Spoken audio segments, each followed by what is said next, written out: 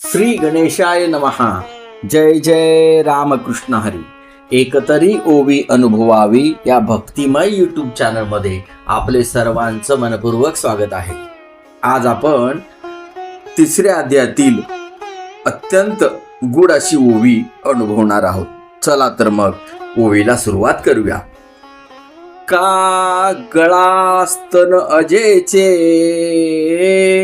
तैसे जियाले देखे तयाचे, जया अनुष्ठान स्वधर्माचे घडेची ना. प्रस्तुत प्राप्त प्रसंगी निवडलेली ही ओवी ग्रंथराज ज्ञानेश्वरीच्या तिसऱ्या अध्यायातील असून 142व्या क्रमांकाची ही ओवी आहे. ह्या ओवीच्या माध्यमातून माऊली आपल्याला एक शेळीचं उदाहरण देऊन शेळीच्या गळ्याला असणाऱ्या स्तनाचं, जसं जीवनामध्ये शेळीला काहीच महत्व नाही, शेळीच्या गळ्याला तर ते स्तन असतात, परंतु त्या स्तनाद्वारे ना कुठलं दूध निघतंय किंवा त्याचा उपयोग शेळीच्या आयुष्यामध्ये सुद्धा काहीच नाही. अगदी त्या पद्धतीने जीवनभर आपण कितीही मोठ्या मोठ्या उलाढाली केल्या, पण जर जीवनामध्ये येऊन आपण भक्ती केली नाही, जीवनामध्ये येऊन आपण आत्मचिंतन केलं नाही, जीवनामध्ये येऊन त्या आत्मारामाचं आपण भजन केलं नाही, तर आपलं जीवन निरर्थक आहे. जसं शेळीच्या गळ्याचे जे स्तन आहेत ते काहीच कामाचे नाही, तसं आपलं जीवन सुद्धा भक्तीविना काहीच कामाचा नाही. अशा पद्धतीचा सरळ सरळ भावार्थ ह्या ओवीचा माऊली ते सांगताना दिसतात. अहो, आजकाल समाजामध्ये जी भक्ती चाललेली आहे त्याचं स्वरूप पाहताना खरोखरच खूप वाईट वाटतं. कारण लोक खरी भक्ती कशाची करावी हे माहीत नसतानाच आयुष्यभर भक्तीच्या नावाखाली वेगवेगळी उठाटेव करताना दिसतात. कोणी अवघड उपवास करतंय, कोणी दूर दूरचे तीर्थयात्रा करतंय, कोणी नको ते व्रते करतात, आणि एवढं सगळं करून सुद्धा त्यांना सुख मिळायची कुठलीच खात्री नाही. कारण सुख शोधायची त्यांची जागा चुकलेली आहे. अहो, खरं सुख आहे आपल्या हृदयामध्ये, खरं सुख आहे आत्मचिंतनामध्ये, खरं सुख आहे त्या आत्मारामाचं भजन करण्यामध्ये. सगळं सोडून फक्त जर आत्मचिंतन केलं तर सर्व मिळेल, हे आपण मागच्या भागामध्ये पाहिलं. अहो, आत्मचिंतन हेच स्वधर्म, म्हणजेच स्वधर्माचं जर तुम्ही पालन केलं तर जीवनामध्ये तुम्हाला काय पाहिजे ते सगळं मिळतं. अगदी कामधेनू सुद्धा तुमच्यासाठी तो स्वधर्म होऊ शकतो. म्हणजेच फक्त जर नामस्मरण केलं तर तुकोबारे सुद्धा एका अभंगामधून बोलून गेले, न कळे ते कळो येईल उगले, नामे या विठ्ठले एकाचिया, न कळे ते दिसो येईल उगले, नामे या विठ्ठले एकाचिया, न बोलो तो बोलो येईल उगले, नामे या विठ्ठले एकाचिया, न भेटे ते भेटो येईल आपण, करिता चिंतन विठोबाचे, अलभ्य तो लाभ होईल अपार, नाम निरंतर म्हणता वाचे, तुका म्हणे जीव असक्त सर्व भावे, तरतील नावे विठोबाच्या. फक्त आणि फक्त त्या विठोबाचं, आत्मारामाचं मनापासून निश्चळ भावनेने जर आपण स्मरण केलं, नामचिंतन केलं, तर तुम्हाला जीवनात पाहिजे त्या सगळ्या गोष्टी, अगदी रिद्धी-सिद्धीपासून तर सगळ्या मोक्षापर्यंत सगळ्या गोष्टी तुम्हाला सहज मिळतील. पण आपलं काय चाललंय ते सोडून बाकी सगळं करतो.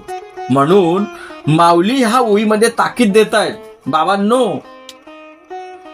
एक स्वधर्म सोडून दुसरं कितीही मोठी उठाठेव करा, त्याच्यामध्ये तुम्हाला काहीच लाभ होणार नाही. कारण तसं करणं म्हणजे शेळीच्या गळ्यातल्या स्तनाला सांभाळल्यासारखं आहे. शेळीच्या गळ्याला स्तन तर असतात, दिसायला सारखेच आहेत, पण त्या स्तनाचं ना शेळीला काय उपयोग आहे ना आपल्याला काय उपयोग आहे, कारण त्याच्यातून आपल्याला काय दूध वगैरे पण साध्य होत नाही.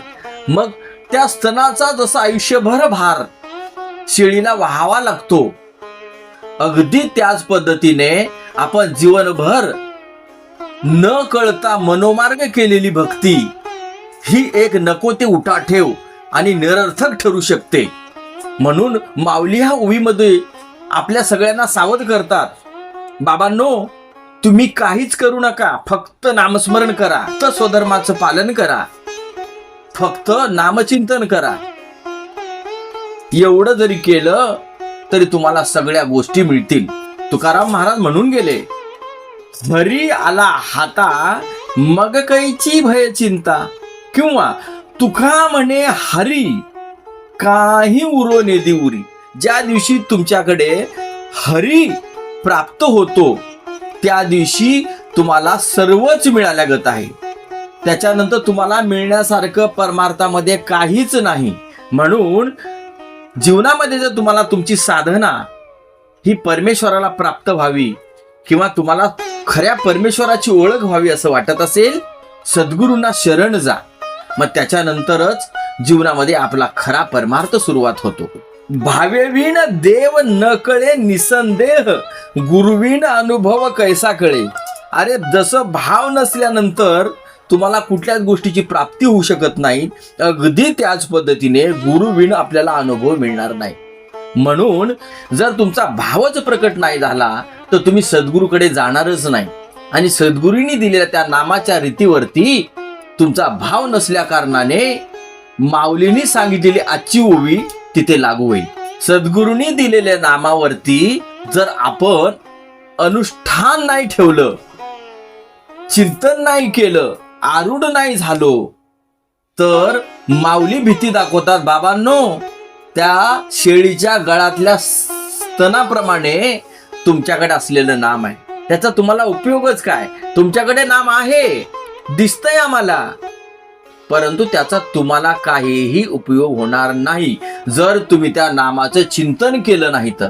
म्हणून सर्वांना माझ्या सहित विनंती की आपण सर्वजण न चुकता नित्य नेम नामी ते प्राणी दुर्लभ, लक्ष्मी वल्लभ तयाजवळी, अगदी त्या पद्धतीने दररोज न चुकता सकाळी झोपेतून उठल्यानंतर आणि संध्याकाळी झोपताना आपण थोडं वेळ का होईना पण आपण नामचिंतन करूया. ह्या ओवीचं चिंतन इथेच संपलं. जर आपल्याला हे ओवी चिंतन आवडलं असेल तर व्हिडिओला लाईक करून हा व्हिडिओ इतर ग्रुपला शेअर करा. आणि अजूनही तुम्ही जर सबस्क्राईब केले नसतील तर चॅनलला सबस्क्राईब करा, कारण तुमचं एक सबस्क्रिप्शन आमच्यासाठी खूप मोठी प्रेरणा असेल. रामकृष्ण हरी, रामकृष्ण हरी, रामकृष्ण हरी.